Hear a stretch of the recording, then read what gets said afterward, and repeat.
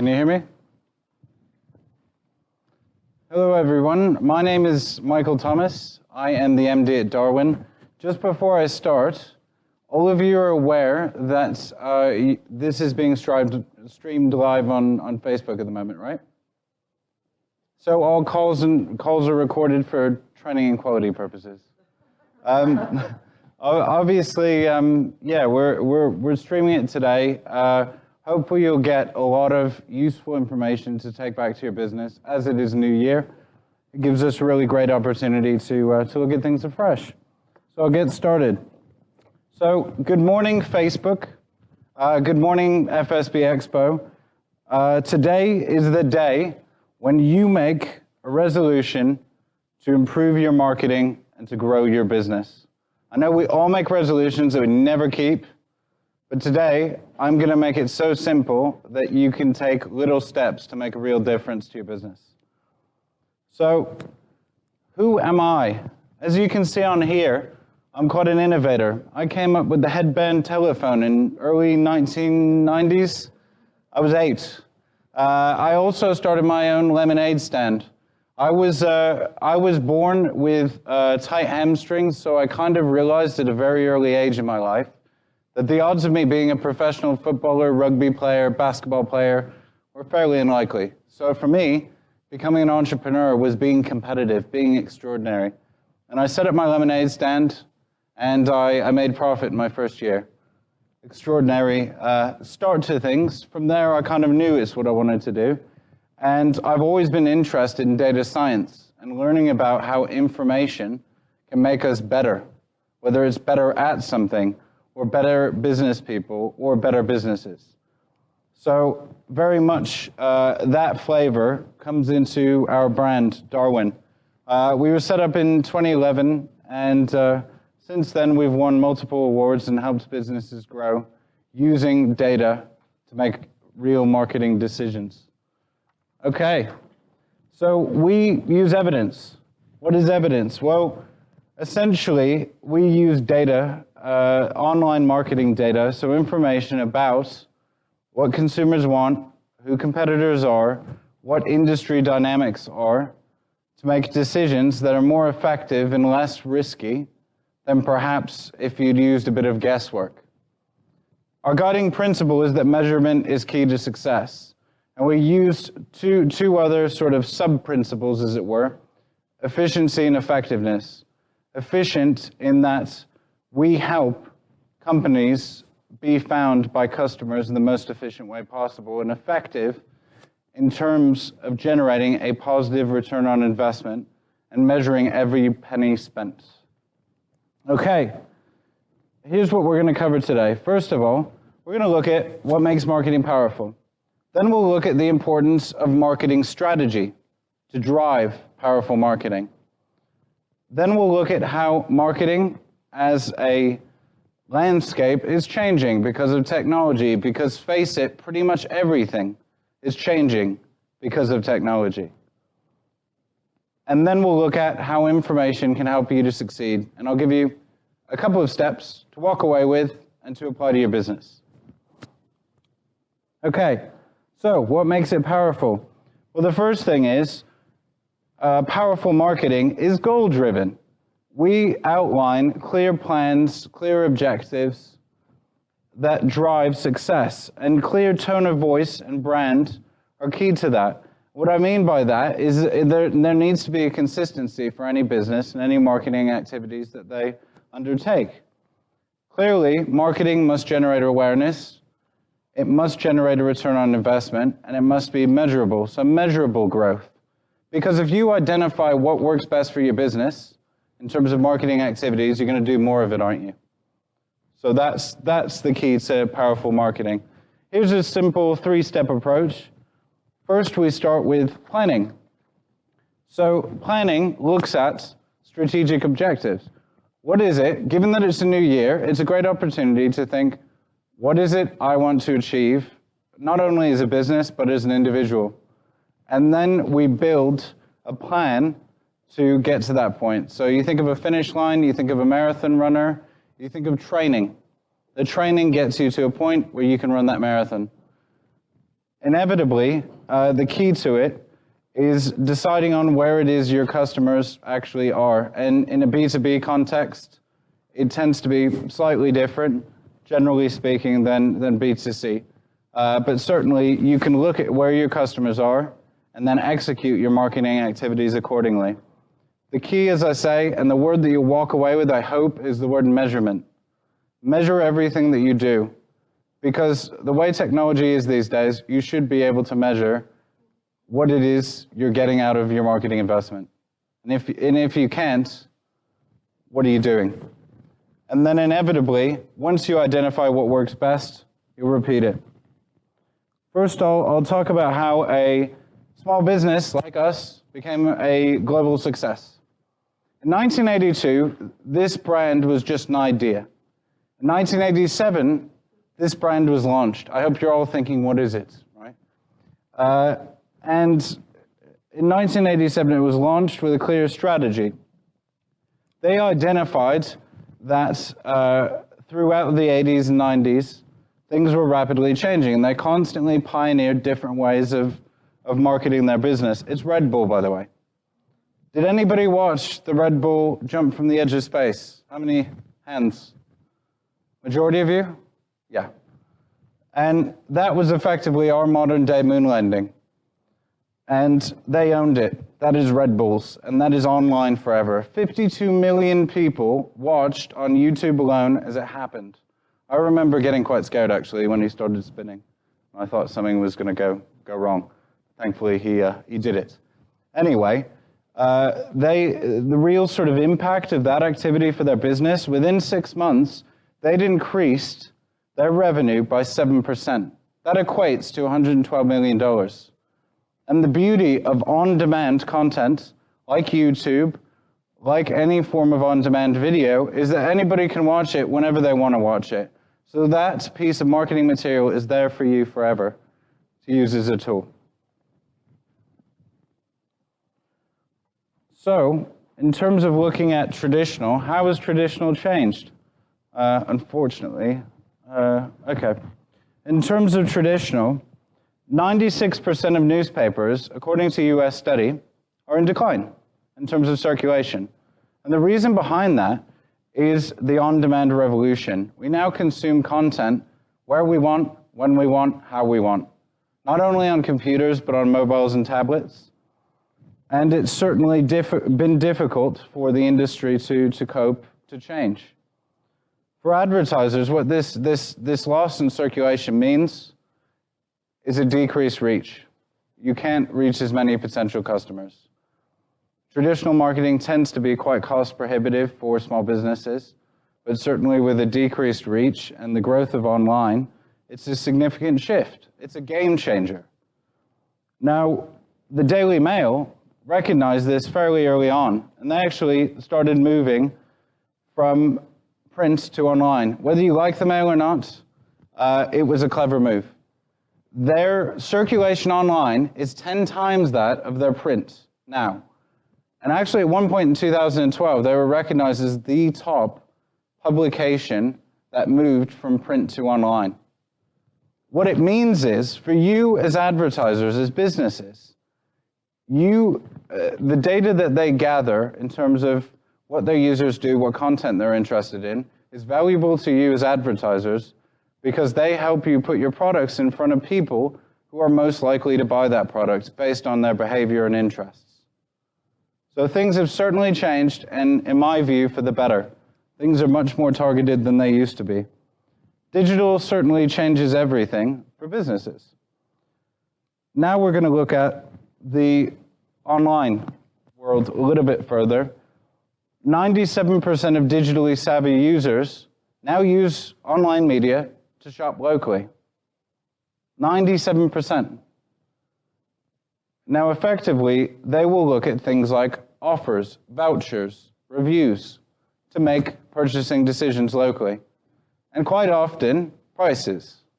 You see it quite often at your local electronics retailer. I'm probably not allowed to say a particular name, but it happens very often where people will go in and look at the product, touch the product, feel the product, use the product, and then find out how much it is online, and buy online.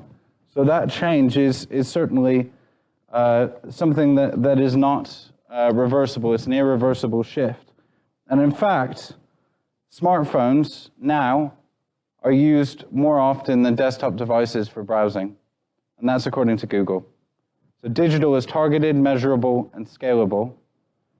And from a smartphone perspective, there's been a 78% increase between 2013 and 2015. 78%, that's crazy. And it's only getting more prevalent. 1 in 4 over 55s, I hear all the time people say, well, my market aren't using digital. Well, they are. 1 in 4 over 55s now use smartphones as their primary online device. And that's only changing. It's only getting more the case now that the digital generation is the young generation. And they're coming through and they're used to it. It's their platforms. So now, I suppose the best way to describe it, and it's a term that's been used in the digital world, is word of mouth is now world of mouth. Because your consumers, your suppliers, your competitors could be absolutely anywhere across the globe. We are a fickle bunch, though.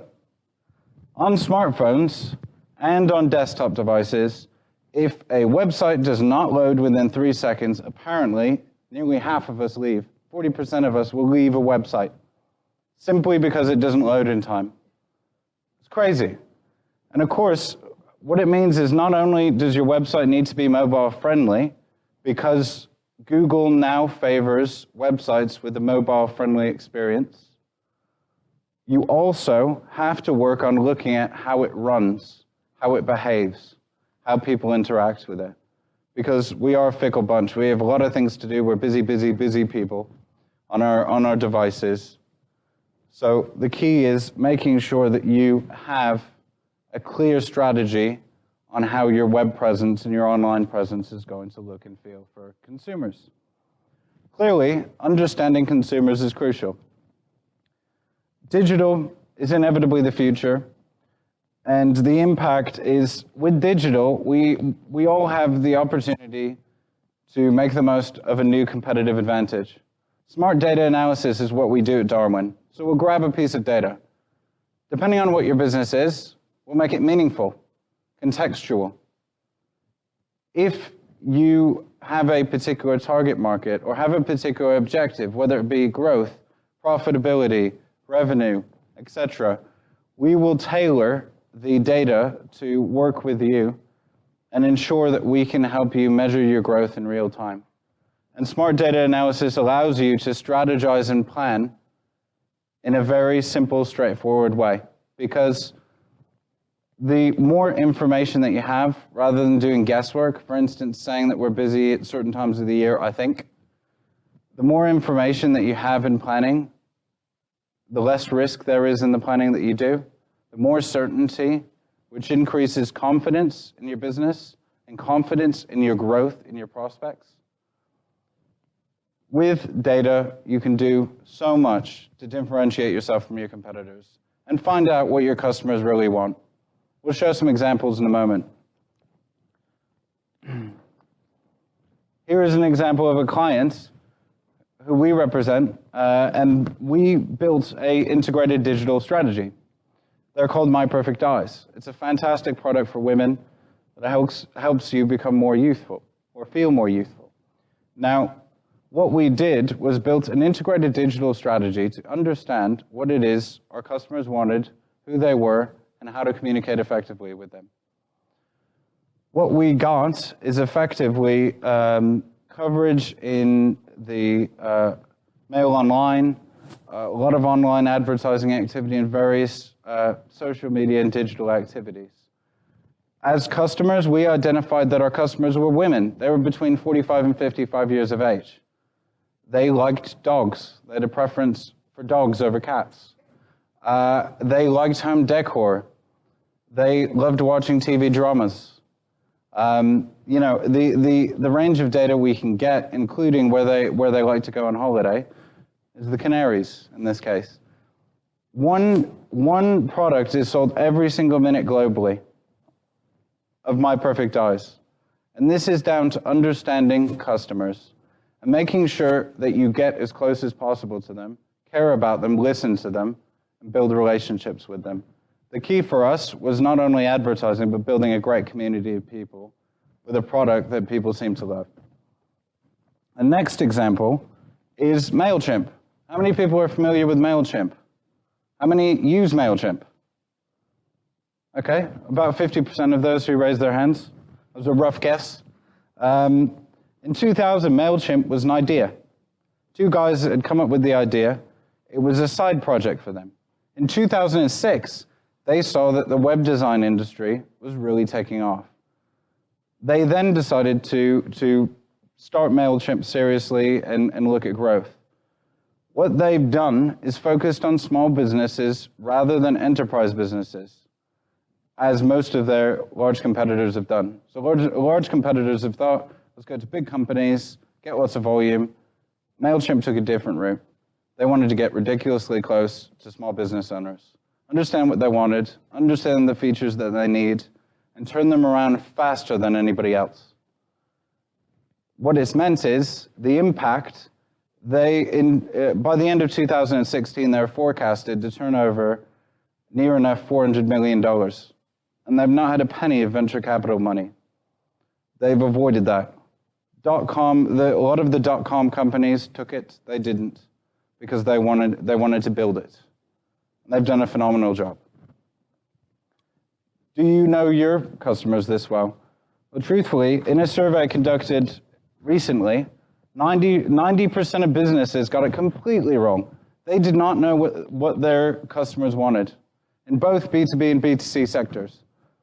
And the reason is because they didn't listen, they didn't look at data, they didn't learn about what it is their customers actually wanted. It makes marketing more effective, and it helps you grow. Here's an example using real-world behavior. Because it's January, I thought I'd select gym memberships. How many people have signed up for a gym membership this month? None, okay. That's certainly going against the grain, so to speak. What everyone else does outside this room is they tend to search for gym memberships and sign up for gym memberships in accordance with New Year's resolutions. We all want to lose weight. We all want to get fitter. We all want to feel great. Now, what that does is two things. One, it identifies the peak. Two, it identifies the trough. So if we were looking at this for a customer, say a gym, we would say there are clear gaps that we need to plug in between, i.e. here all the way down. And it's the same every single year. So it not only allows us to identify when our customers want what they want, but also the volume and times when demand's likely to be lower. Because if you could predict what your customers wanted, that'd be amazing, wouldn't it? And that's what data can enable you to do. This is what, in terms of competitors, data can really help you understand not only about your business, but about your competitors in terms of a SWOT analysis. So looking at their strengths, their weaknesses, potential opportunities in the market, potential threats. Through using online, like we used to use libraries, you can look on the web, look on social media, research about what advertising activities different competitors are undertaking, and identify a potential competitive advantage. Because nowadays everything is online, we can look at what our customers are offering and how they're differentiating themselves from us. And by doing that, we can then work out how to delve out our own unique selling proposition to differentiate ourselves. And I know in the last seminar, it's not on Facebook Live, obviously, but on the last seminar, it was mentioned in a very similar way. Identifying your USP, identifying your core differentiator is key. But the other thing that is crucially important is that you do this regularly, whether it's monthly, quarterly, biannually, etc. Sit down and do a bit of an analysis of your competition. Because regardless of what market you're in, it's changing. And if you don't change, you won't survive, you won't thrive. So just make sure that if you walk away with anything, research, research, research, and do it regularly. Data is what we do. By understanding more about competitive environments, customers, for our clients, we help them achieve success. Because marketing without data is like driving with your eyes closed. Does that not seem quite apt, given everything else before? Data is key to growing your business. Here's a summary and a couple of ideas that I'd love you guys to walk away with. I don't have hours and hours, obviously, but I want you guys to have some little tidbits to take away and really make a difference in your business this year. So here they are. First, research. Research your market, research your competition, research your customers. Find out what they want.